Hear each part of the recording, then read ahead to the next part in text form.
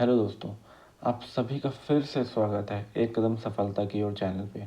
दोस्तों, आज हम ज्योमेट्री का फोर्थ पार्ट करेंगे। इसमें हम राइट एंगल ट्रायंगल्स के बारे में कुछ पढ़ेंगे और साथ में इन रेडियस और सर्कम रेडियस के कॉन्सेप्ट्स को क्लियर करेंगे। ये जो लेक्चर है आपके CGL मेंस और कैट एग्जाम के लिए बहुत ज़्यादा इंपॉर्टेंट है। तो दोस्तों, चलिए आज का लेक्चर चालू करते हैं।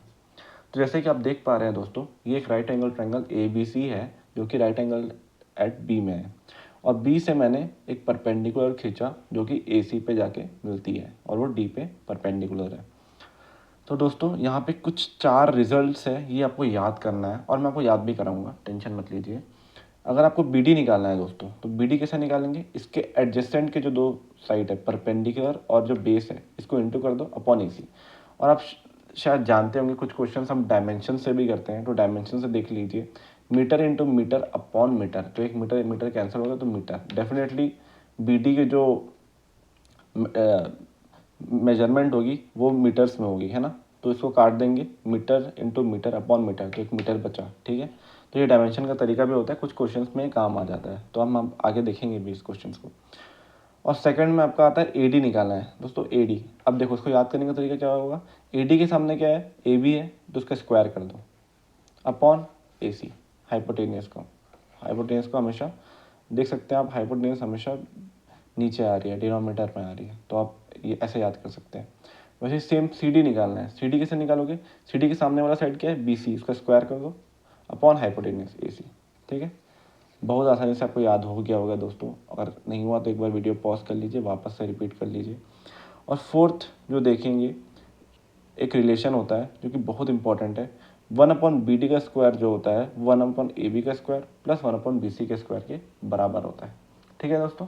आई होप आपको ये समझ में आ गया होगा। इसी 4 जो फॉर्मूलाज है, रिजल्ट्स है, इसके बेसिस पे हम क्वेश्चंस लगाएंगे अब, ठीक है। एक राइट एंगल ट्रायंगल दिया है आपको ABC, ठीक है, जो कि राइट एंगल एट C में है।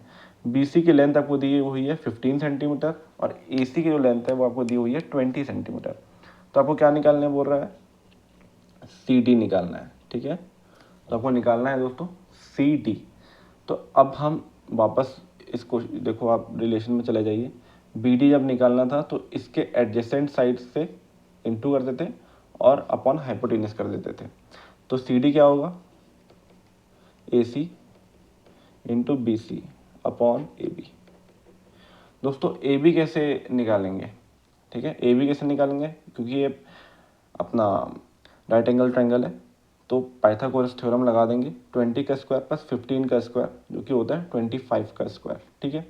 और अगर दोस्तों ट्रिपलेट्स, मैंने आपको अपने ट्रिग्नोमेट्री के लेक्चर में आपको मैंने कुछ ट्रिपलेट्स दिखाए थे, उस बेसिस पे आप जानते होंगे 20, 15 और 25 एक पाइथागोरियन ट्रिपलेट भी होते हैं, उससे भी कर सकते हैं। और अगर एक और तरीका अगर आपको बताऊं तो देखिए, ये रेशियो कितना है? 3, ये 3 हो गया, ये 4 हो गया, तो 3, 4 और 5 एक राइट एंगल ट्रायंगल बनते हैं, तो यहाँ पे 5 आएगा। 3 का मतलब 15 है, 3 का मतलब 15 है, ठीक है। तो मतलब 1 का मतलब अपना 5 हो गया, तो 5 का मतलब क्या होगा? 25 हो गया, तो 5 का मतलब क्या हो जाएगा? 25 हो जाएगा। ईजी, ऐसे भी आप निकाल सकते हैं, ये ऐसी जस्ट ट्रिक है। तो अब हम इस क्वेश्चन की ओर बढ़ते हैं। AC की वैल्यू क्या दी हुई है दोस्तों? AC क्या है? 20 है। BC क्या है? 15 है। अपॉन AB क्या है? AB आपने निकाल दिया, 25 है, ठीक है। इसको आप काट लीजिए, 3, 5, 4, 12 सेंटीमीटर दोस्तों, 12 सेंटीमीटर इसका आंसर हो गया आपका, ठीक है। इजी, आई होप आपको समझ में आ रहा होगा सारा, ठीक है।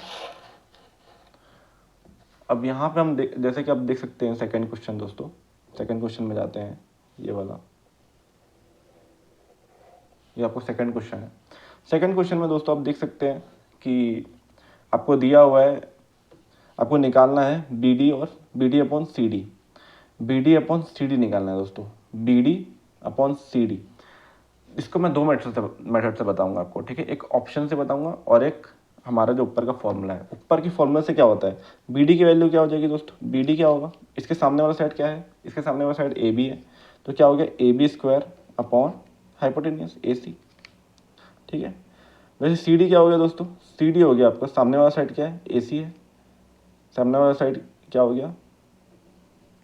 सामने वाला साइड आपका AC हो गया, AC स्क्वायर अपॉन BC, क्योंकि BC आपका हाइपोटेनियस है। इसको जब आप डिवाइड कर देंगे तो आपका आंसर क्या आ गया, ए बी अपॉन ए सी का होल स्क्वायर। तो ऑप्शन नंबर ए आ गया आपका आंसर।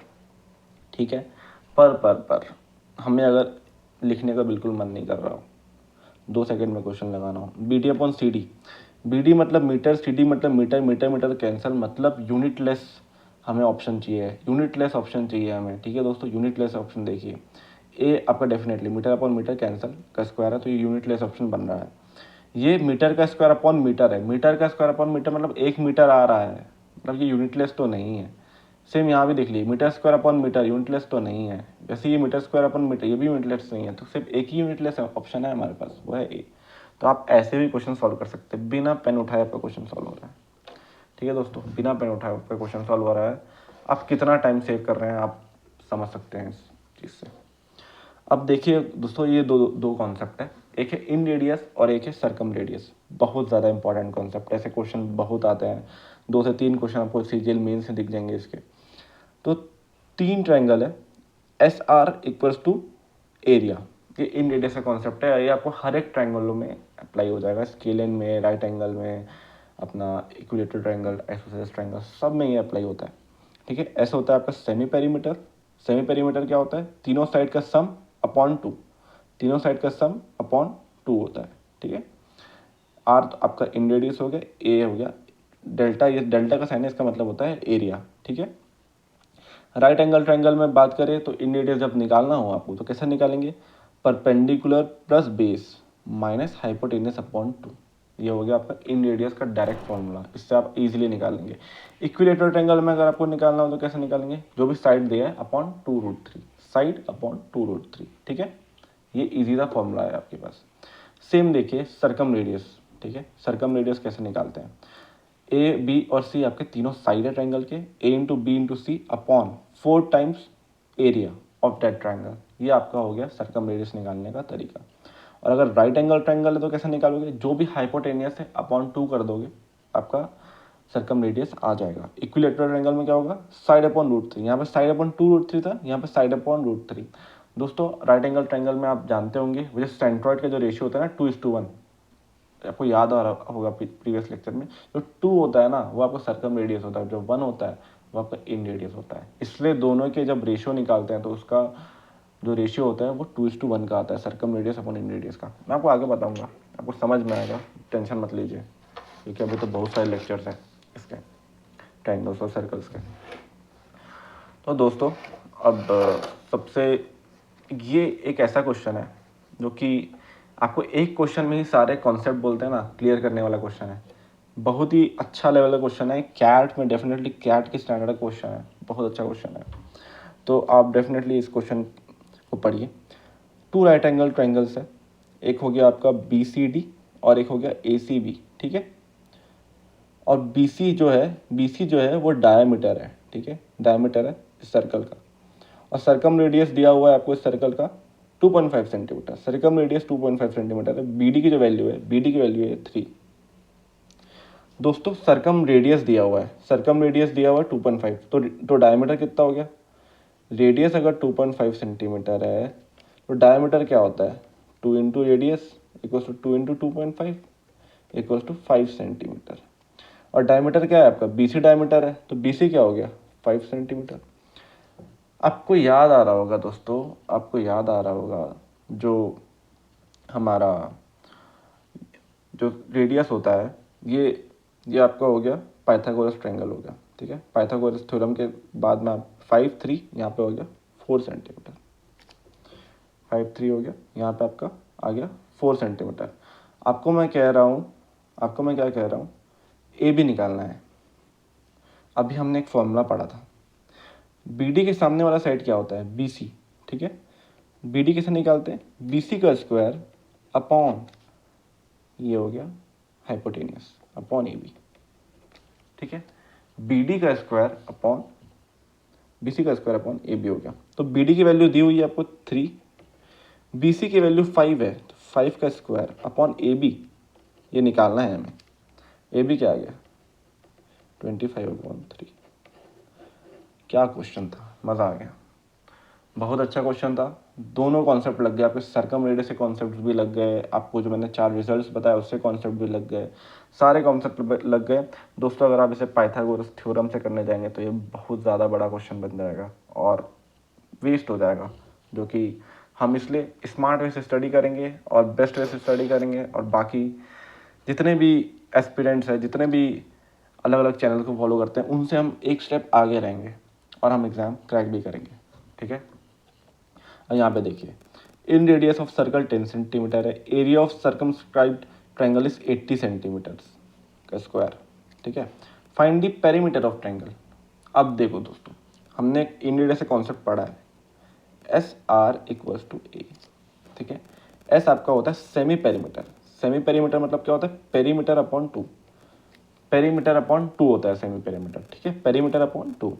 इन रेडियस कितना दिया है 10, एरिया कितना दिया है 80, सॉल्व कर लो, पेरीमीटर आ गया आपका 16 सेंटीमीटर, पेरीमीटर आ गया दोस्तों आपका 16 सेंटीमीटर। इजी, बहुत आसान था। यहाँ पे दूसरा क्वेश्चन आता है, if area of equilateral triangle आपका 4√3 सेंटीमीटर स्क्वायर दिया है, find the in radius of this circle inscribed in triangle. आपको दोस्तों इस क्वेश्चन को करने के लिए आपको एरिया ऑफ इक्विलेटरल ट्रायंगल पहले पता होना चाहिए। तो एरिया ऑफ इक्विलेटरल ट्रायंगल क्या होता है, √3/4 इंटू साइड का स्क्वायर इक्वल टू 4√3 दिया हुआ है, ठीक है। तो साइड निकाल दो, साइड निकाल दो, साइड का स्क्वायर इक्वल टू 4 का square, side equal to 4, side आपका आ गया 4 सेंटीमीटर। इजी। इन रेडियस निकालना है, इन रेडियस क्या होता है, साइड अपॉन 2√3, 4/2√3 क्या हो गया 2/√3, ये आपका आंसर आ गया। दोस्तों हम लोग बहुत ही आसान तरीके से आज के क्वेश्चन को कर लिए हैं। आई होप आपको आज का लेक्चर पसंद आया होगा, समझ में आया होगा। कोई भी अगर आपको डाउट हो तो प्लीज़ कमेंट बॉक्स में कमेंट कीजिए, और प्लीज़ इस चैनल को सब्सक्राइब कीजिए, लाइक कीजिए, शेयर कीजिए दोस्तों में। ये चैनल से मैं आपको गारंटी देता हूँ आप बहुत ही ज़्यादा आगे जाएंगे, और सारे एग्ज़ाम्स, अपकमिंग एग्ज़ाम्स जो भी है आपका टारगेट है सब क्लियर करेंगे, क्योंकि मैं इसमें सब कुछ पढ़ाऊँगा। एक भी चीज़ ऐसा नहीं होगा जो छूटेगा आपका। थैंक यू दोस्तों।